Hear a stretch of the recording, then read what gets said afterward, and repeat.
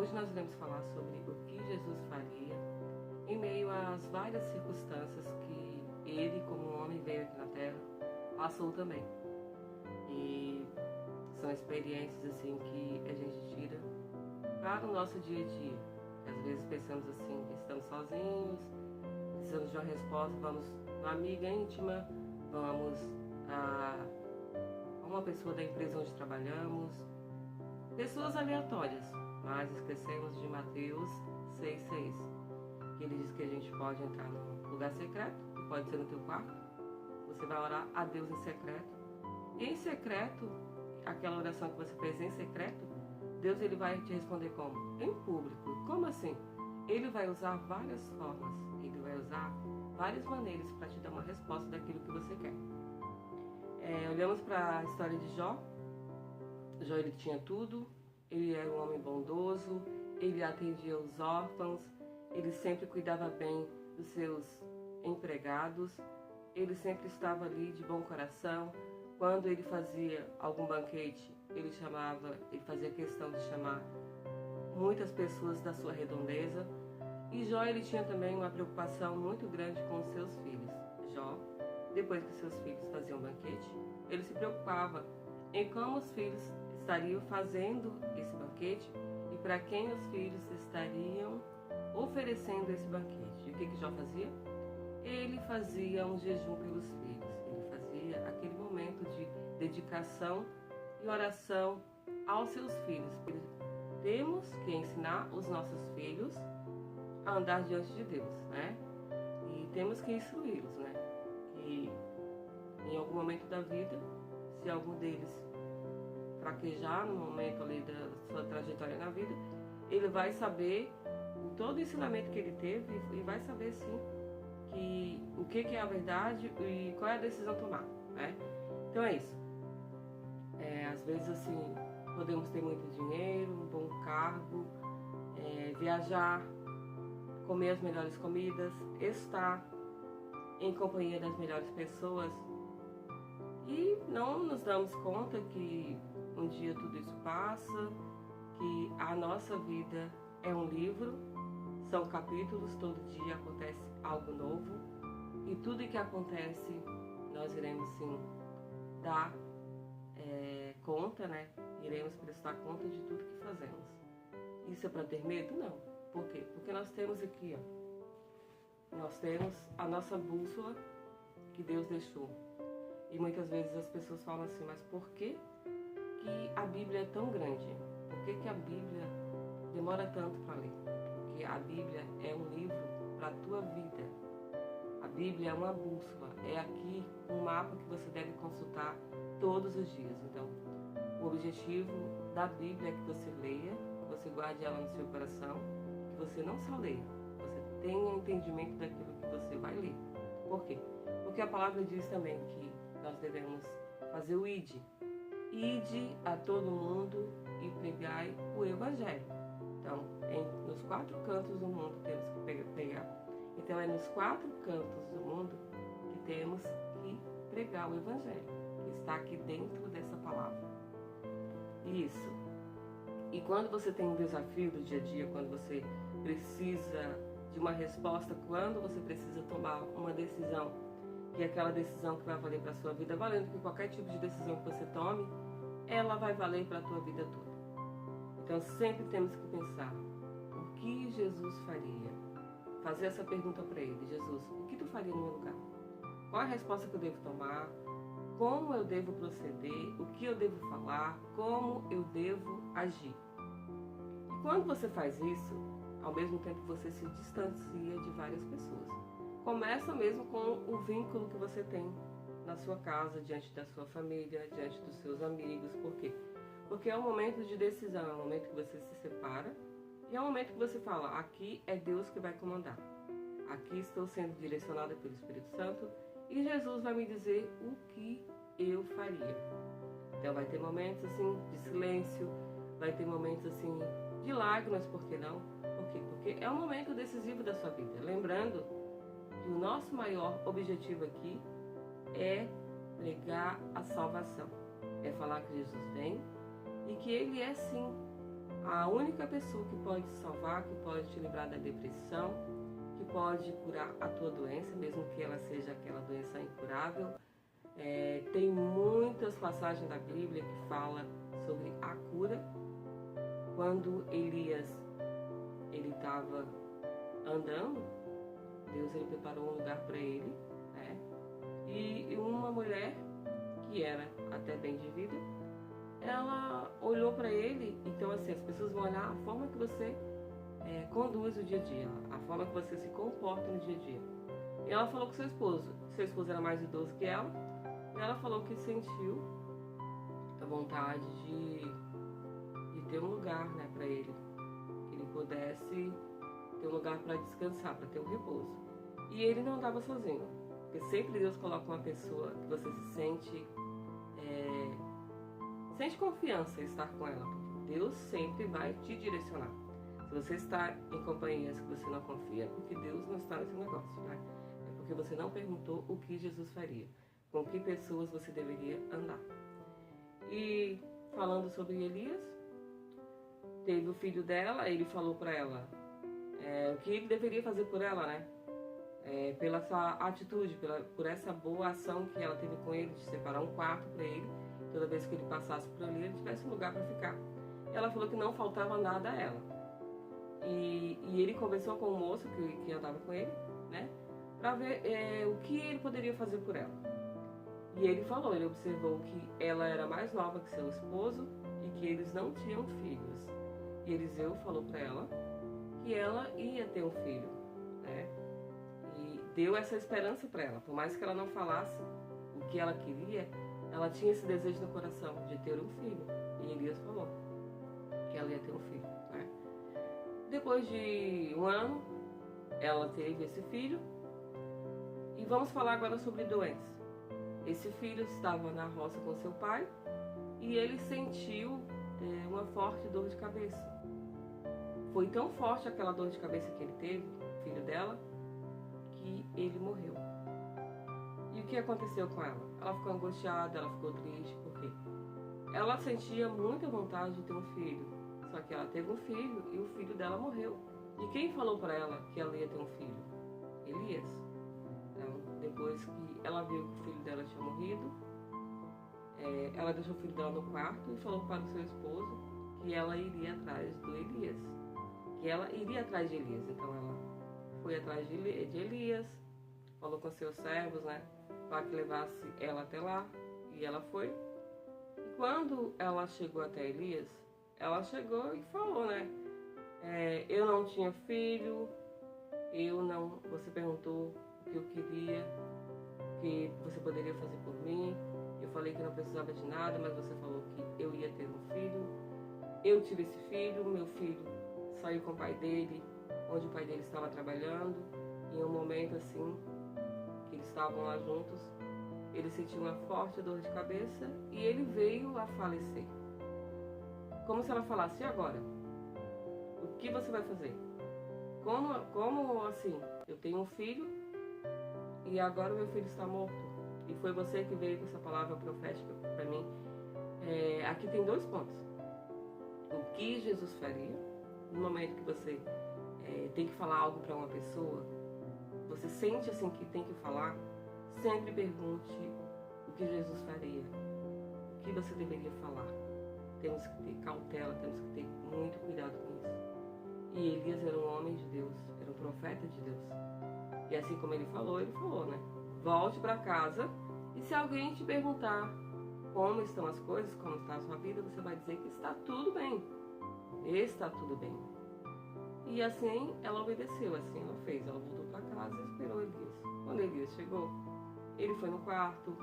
E já sabemos o que aconteceu, né? Ele foi orar.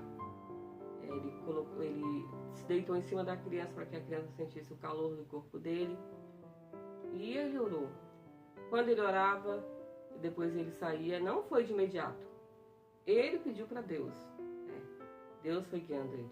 O que ele deveria fazer? Então, ele orou. Ele colocou a temperatura do corpo dele para que o filho dela sentisse esse calor, né? essa temperatura.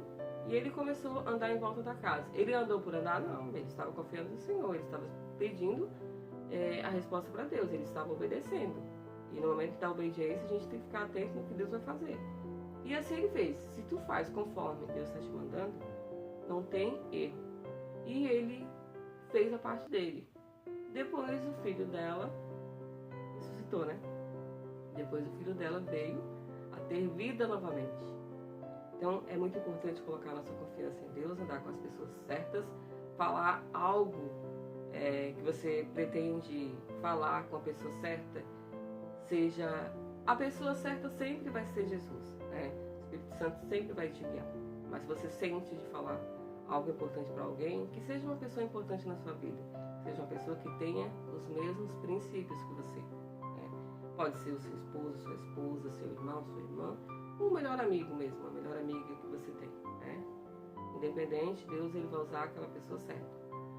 E isso aconteceu, né? E trazendo de volta a história de Jó, Jó perdeu tudo. E um momento assim, Deus estava lá no seu... Deus estava no seu trono e de repente chega Satanás e fala para ele, né? Sobre Jó, né? Tá vendo lá o teu filho Jó?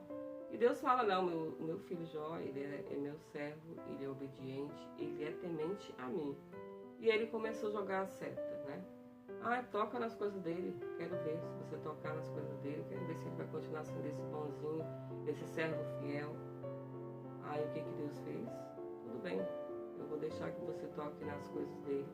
E assim aconteceu, Jó perdeu todas as suas riquezas, era um homem muito próspero, tinha muitos gados, muitas ovelhas, muitas vacas, era dono assim, de uma plantação bem vasta, e tudo isso se acabou.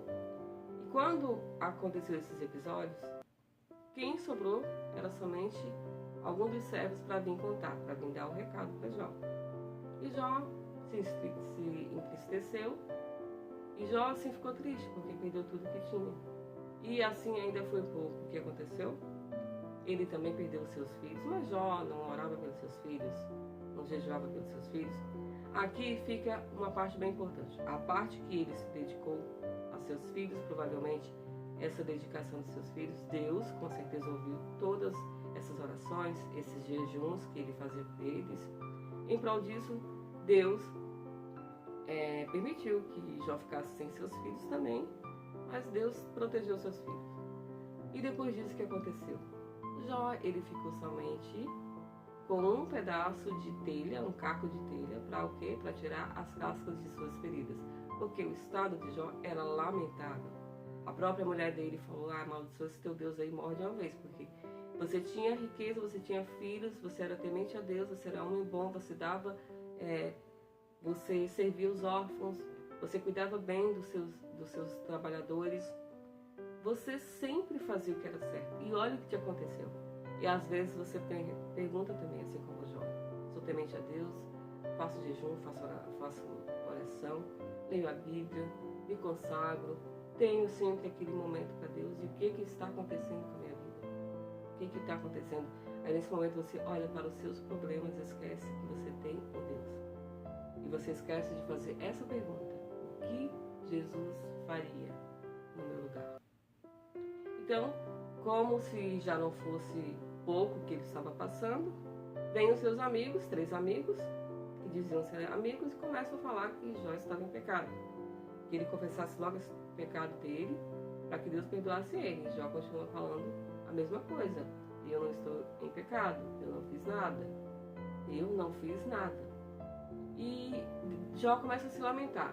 E uma das coisas que Jó fala é que ele desejou não ter nascido, né? Mas no momento ele pecou contra Deus. Mas ele fala assim que ele desejava não ter nascido. Então é um momento assim que você passa, Deus, o que está acontecendo? Fiz tudo isso, fiz um projeto da minha vida, tracei planos, fiz a minha parte de serva, fiz a minha parte de serva, mas eu não estou entendendo esse momento que eu estou passando. O que é isso? E na vida de Jó, foi sim um momento difícil, mas Deus não deixou o seu servo envergonhado. Deus ele deu o dobro do que Jó tinha, e Deus deu 7 homens novamente e mais 3 filhas. E depois disso, Jó viveu 150 anos para ver seus filhos e netos, e Deus foi fiel com ele. Então, a mensagem final é: seja fiel a Deus, que Ele sempre será fiel a você. Sempre faça essa pergunta: no meu lugar, o que faria Jesus? Agora eu vou te colocar um desafio bem importante, que vai valer para a sua vida. É uma experiência que vai ser extraordinária, que vai mudar tudo na sua vida. Vai fazer aquele movimento de 360 graus. O que você vai fazer? Você vai se comprometer, é um compromisso de você e Deus, de durante um ano, tudo que você fizer na sua vida, seja na vida sentimental, seja no trabalho, seja para tomar decisões, qualquer coisa da sua vida, toda vez que você acordar, que você fazer o seu devocional, que você fazer, quando você fizer o seu devocional, seja oração, leitura da Bíblia, faça um resumo daquilo que você leu naquele momento, né? Tenha um caderno para isso, faça os seus resumos, porque vai ser o livro da sua vida, vai ser o resumo diário da sua vida. Então, toda vez que você faz aquilo que você vai ler, aí no outro dia, antes de você começar a fazer, você lê e começa a perguntar para Deus. Você pode escolher um livro para você começar a ler, ou todo dia você pode pedir, né, o Espírito Santo te guiar qual é a palavra que você vai ler naquele dia. E durante o ano você vai fazer essa pergunta: no meu lugar, o que faria Jesus? Nunca tome nenhuma decisão sem perguntar o que Jesus faria. E depois você coloca aqui nos comentários, você vem falar da sua experiência, que não vai ser só importante para você, como vai ser importante para outras pessoas. Porque Deus, o objetivo maior dele é trabalhar na sua vida e que através da sua vida ele fale aos outros corações. Essa foi a mensagem de hoje. É isso que eu tinha no meu coração para te falar. Tenho certeza que vai edificar a sua vida como edificou e está edificando a minha. Não esquece de fazer então esse compromisso com Deus. Seja assim a partir de hoje uma pessoa fiel a Deus, uma pessoa compromissada com Deus, no que vai falar, no seu agir, no momento de ficar em silêncio, no momento de tomar uma postura, no momento de tomar uma grande decisão, sempre fazer essa pergunta: no meu lugar, o que faria Jesus? Então, eu vou ficando por aqui. Tenho certeza assim que se esse vídeo falou ao seu coração, faça a mesma coisa que eu estou fazendo. Faça o ato da gratidão. Compartilhe esse vídeo em grupos de família que você participa, para aquelas pessoas que precisam ter uma resposta de Deus, para aquelas pessoas que acham que não tem mais saída, que se encontram sim no fundo do poço. O mais importante quando estamos no fundo do poço é que é um buraco lá embaixo. E o único lugar que deveremos olhar quando estamos no fundo do poço é para cima. E lá, como diz Davi, o meu socorro vem de quem? Do Senhor, que fez os céus e a terra e tudo que nele há. Eu vou ficando por aqui. Esse é o vídeo de hoje. Comenta aqui no seu lugar o que faria Jesus. Você vai colocar assim: no meu lugar, o que faria Jesus. Até a próxima. Te espero no próximo vídeo. Seja grato, seja grata todos os dias. Esse sim é um dos mandamentos que Jesus deixou. A gratidão transforma as vidas.